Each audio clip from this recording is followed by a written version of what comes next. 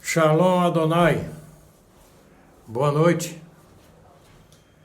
Queridos, nós estamos chegando ao final do nosso estudo sobre Esdras e depois nós estaremos dando início ao período Neemias.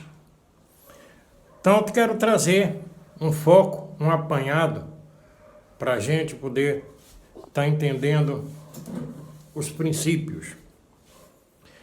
E a base está exatamente no capítulo 1 de Esdras e o capítulo 4, do verso 1 ao verso 5, e o capítulo 7, aonde Deus, Ele faz entender que é Ele quem está no comando de tudo. Resumindo, Deus é o Senhor da história. Ou a história depende de Deus. Porque nós vamos ver em toda a Bíblia, Deus sempre intervém em favor do seu povo para poder fazer cumprir as suas promessas. É diferente com nós hoje? Não. O que Deus nos prometeu, Ele fará cumprir na nossa vida. Porque está escrito que Deus não é homem para que minta, nem filho do homem para que se arrependa. Voltando ao remanescente de Israel, Deus, Ele cuida do povo e como também cuidará da nossa necessidade. Da mesma maneira que Ele cuidava do povo de Israel, Ele cuida de nós, que nós hoje somos o Israel de Deus. Então nós podemos ver que o primeiro grupo que saiu rumo a Jerusalém, falei semana passada, ele ia na direção de Zorobabel e Josué, aonde o primeiro grupo do remanescente aconteceu em 537 e 536 antes de Cristo. E esse grupo, como disse, liderado por Zorobabel como governador, e Josué, que ia no comando do grupo como sacerdote, ou como sumo sacerdote. E essa experiência inicial aconteceu para a reconstrução do templo de Jerusalém. Está registrado também lá no capítulo de Esdras, no capítulo 1, no verso 1, e até o capítulo 4, versículo 5. Já no capítulo 7, Esdras inicia o retorno do segundo grupo. Dizia, o primeiro grupo desceu com Zorobabel e Josué. Já o segundo grupo agora vai no comando, na liderança de Esdras. Isso quando? 80 anos depois. Por isso é importante conhecer a história. Porque quando nós falamos primeiro grupo, segundo grupo, dá a ideia de que o primeiro grupo aconteceu uma semana depois do segundo grupo. Não, foram 80 anos que se passaram para que Esdras descesse, ou subisse, melhor dizendo, com o segundo grupo para Jerusalém.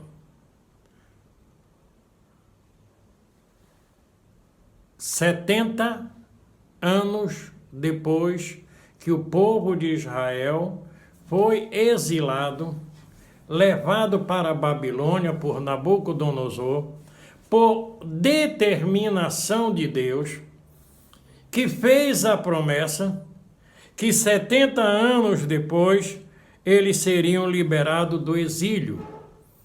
O remanescente de Israel seria liberado 70 anos depois. Citei já em algumas oportunidades, essa profecia está escrito lá em Jeremias, capítulo 25, versículo 11, bem como também está escrito no livro de Daniel. Daniel também fala no capítulo 9 dessa profecia que Deus tinha dado a Israel. Então nós vamos entender que Deus, ele faz cumprir aquilo que ele prometeu. O povo costuma dizer, no adágio popular, que quando Deus tarda, Deus vem no caminho. Mas eu quero lhe dizer, Deus nunca chega atrasado.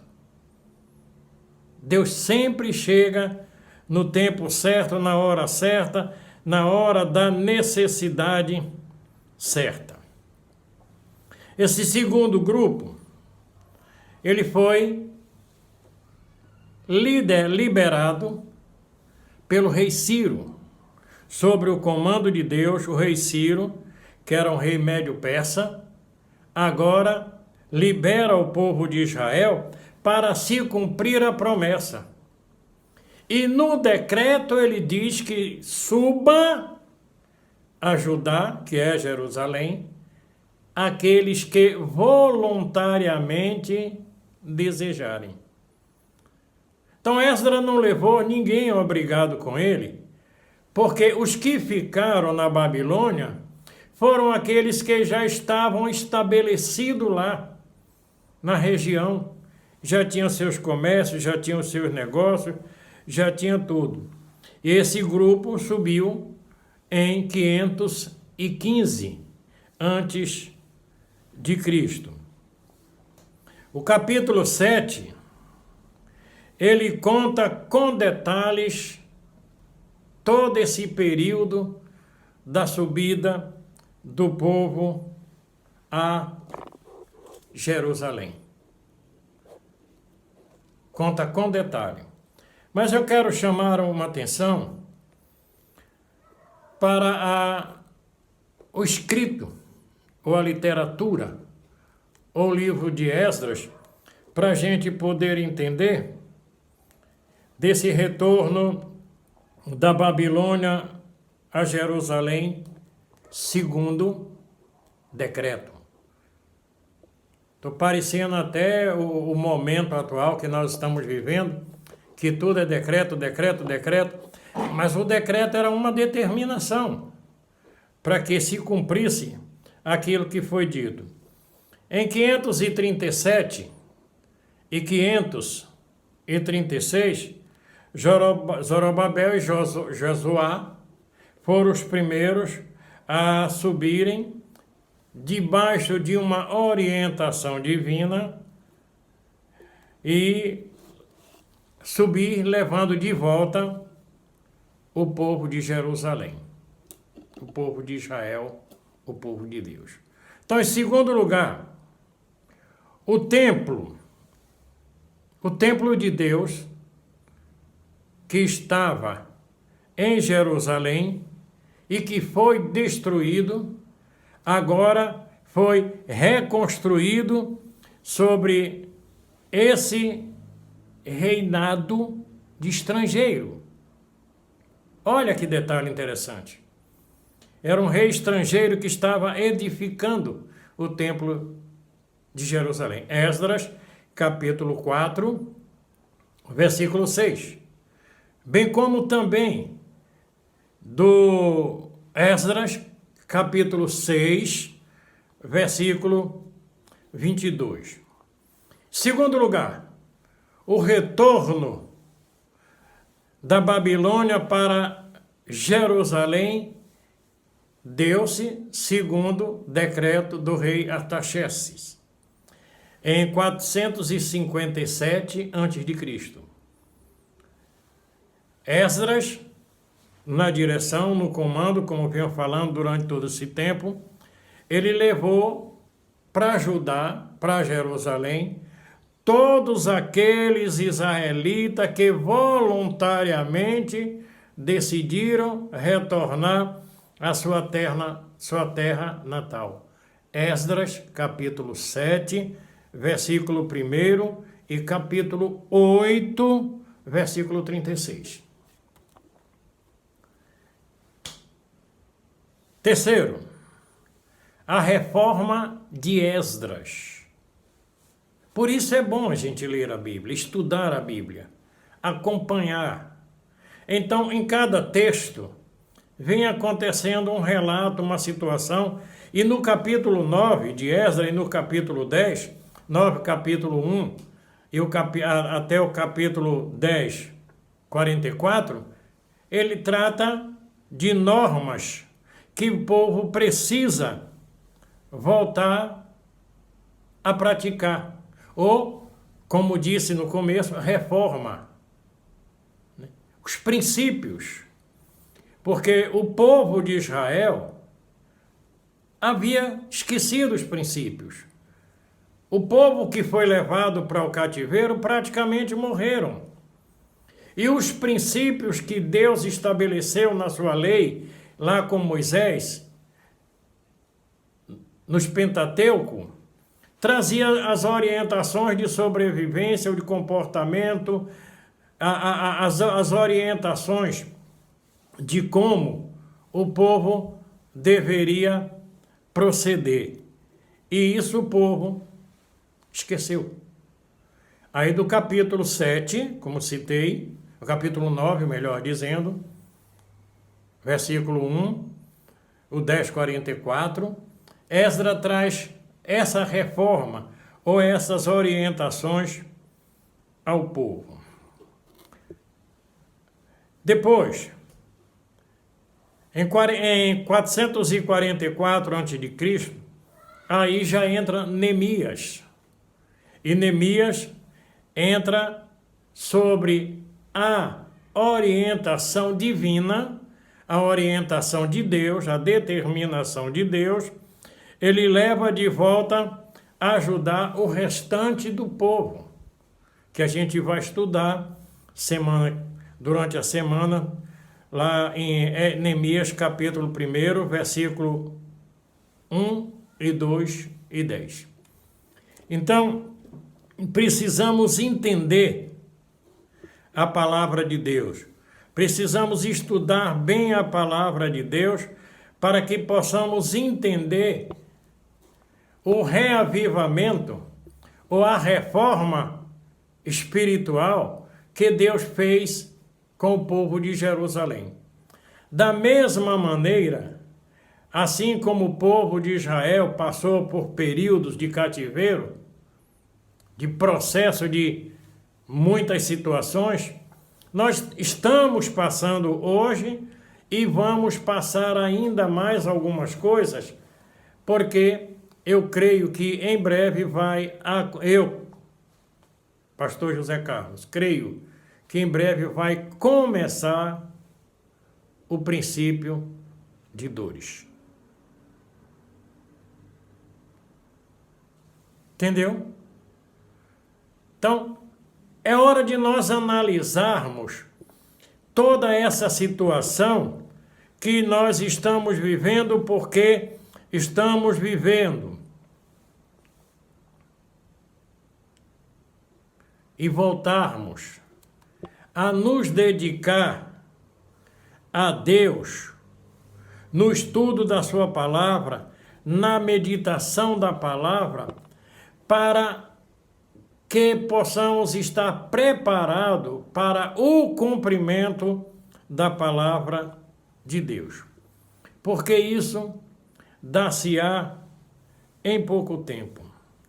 Agora, uma coisa interessante que eu quero concluir esse período de hoje é que por 3 decretos que foram assim de maneira extraordinária, a maneira como Deus trabalha, porque esses 3 decretos que Deus estabeleceu, eles foram cruciais, porque foram decretos com homens que não eram judeus, que não eram sacerdotes, que não eram de linhagem, eram homens que nós poderíamos dizer hoje de incrédulo.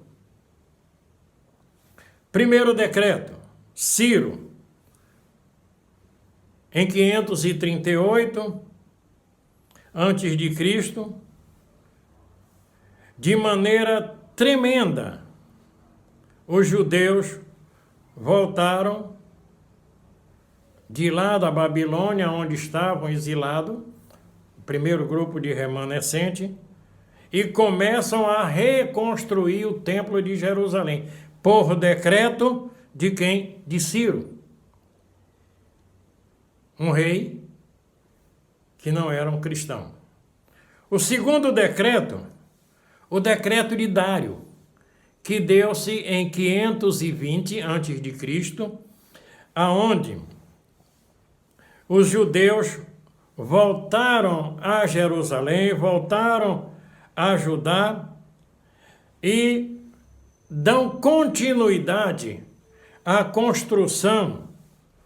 Eles dão continuidade à construção da reforma do templo. Dão continuidade, porque já havia sido recomeçado. E em 515 é dedicado ao Senhor o templo. O terceiro decreto, que é o decreto do rei Artaxerxes, em que 457 a.C., sobre o qual a cidade de Jerusalém foi reconstruída e os judeus receberam autonomia nacional, autonomia para que pudessem agir ali. E nesse decreto, eles ainda levaram correspondência para os reis regionais, para que pudessem contribuir com tudo que fosse necessário para a reforma do templo. Esse é o Deus que eu creio. Esse é o Deus que eu sirvo. O Deus de Abraão, de Isaque, de Jacó, o nosso Deus. Que o Messias de Israel te abençoe e te guarde.